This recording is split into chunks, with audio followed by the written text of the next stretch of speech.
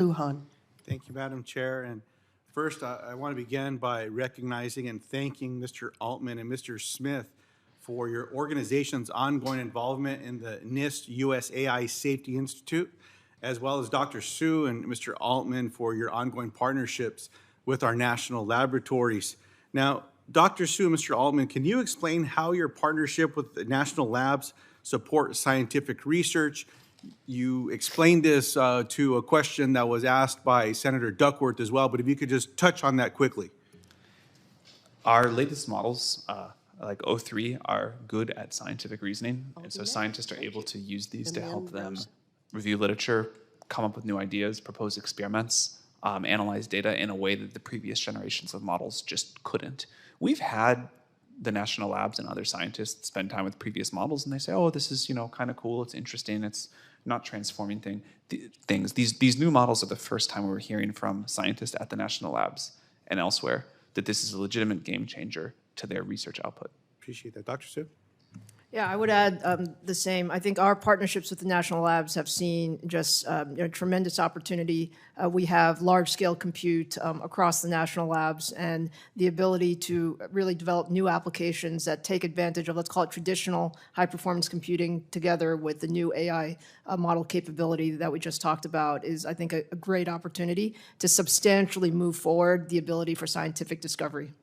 To both of you, again, can you explain why federal investment in foundational research and standards bodies are crucial to your companies? I think standards can help increase the rate of innovation, but it's important that the industry figure out what they should be first. I think a bad standard can really set things back, and we've seen many examples of that in history. I do think there's a new protocol to discover here at the level of importance of HTTP. This is just one example. There's many other things too. I believe the industry will figure that out through some fits and starts, and then I think officially adopting that can be helpful. Dr. Su? I believe public-private partnerships really enable us to think, let's call it ahead of the curve. So there are lots of things that we do in industry, and we do them very, very well. However, the beauty of the national labs and federal research is it does allow, let's call it a bit more blue sky research, and I think that's a very positive add. So I think the key is how we can make sure that one federal dollar goes much, much further than that with a private investment on top of that. Yesterday, I reintroduced a piece of legislation called the Test AI Act, which has bipartisan support, which would simply improve the federal government's capacity to test and evaluate in this area as well.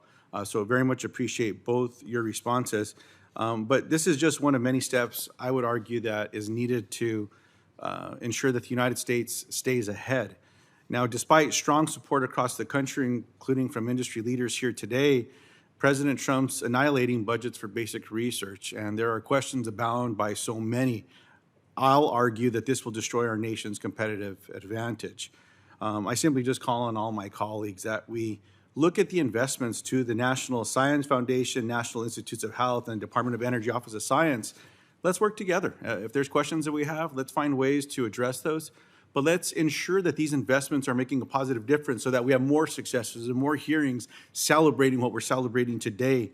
Now, beyond your partnership with the federal government, I would like to know more about how you partner with local communities when building out centers. Data centers put a strain on energy and water resources. However, unlike other businesses, they do not introduce many long-term jobs and economic benefits necessarily. So, Mr. Smith, how many engineers do you have dedicated to model or hardware optimization to reduce energy use? And when you build a center, what initiatives do you have in place to reduce water use? I don't know off the top of my head the number of engineers working on optimization, but I'd be happy to track down and answer and get it to you. Water use is a huge priority, especially in data centers, for example, in the southwestern United States and other countries around the world where water is in short supply. If you look at our data centers today, they run on liquid cooling. It's a closed loop system. The liquid is a combination of, frankly, water and other chemicals, but basically, once it starts running, almost all of the water is recycled. So the amount of water that we consume is typically far, far smaller than what most people would estimate. We also have a commitment to water replenishment. You know, our goal is to be water positive, meaning that we're providing more water to the community than we are consuming. So for example, across the United States today, we have more than 90 water replenishment projects, including one that focuses on the San Juan River in your state of New Mexico, which focuses on water security for the river. So I think it's a good example of how we can play a responsible role in addressing an issue that is of growing importance. Appreciate it. Mr. Trader? Same question. Yeah, I can't answer the question of how many engineers we have focused on it, but I will say that the ability to extract more computational power out of a given megawatt is of paramount importance to my company, to all of us in this room.